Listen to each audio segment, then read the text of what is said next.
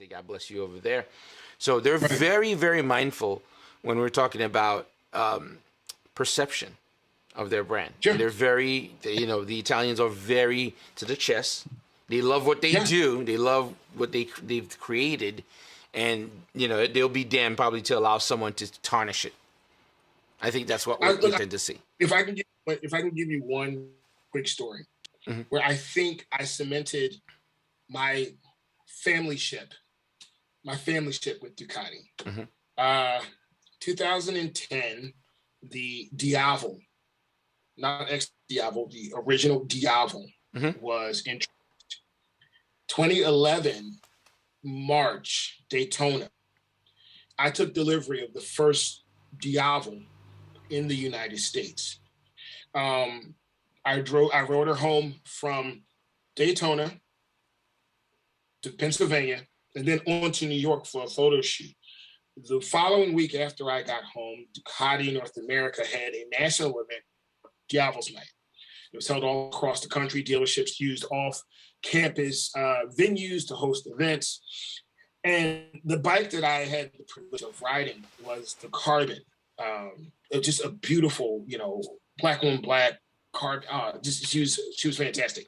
But the venue for the local dealership asked me to ride the bike through a restaurant. The venue was on top of a restaurant, it was a terrace.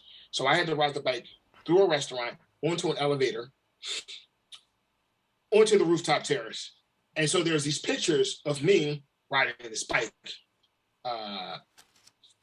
through a restaurant, elevator, rooftop, whatever. That is when those images made it back to Italy.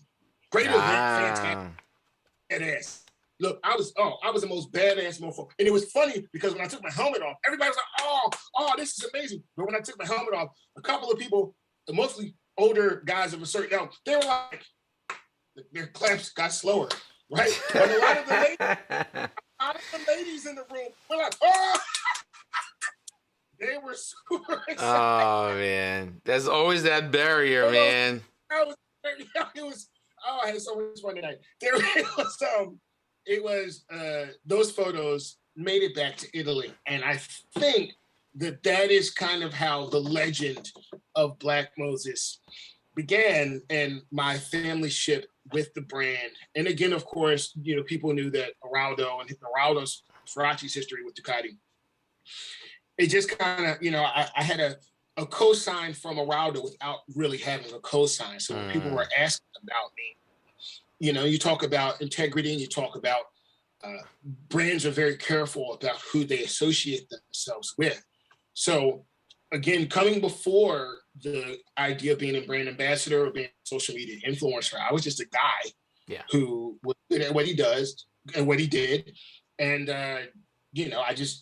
I just was fortunate enough to be in the right place at the right time to meet the people that I met when I met them. And to this day,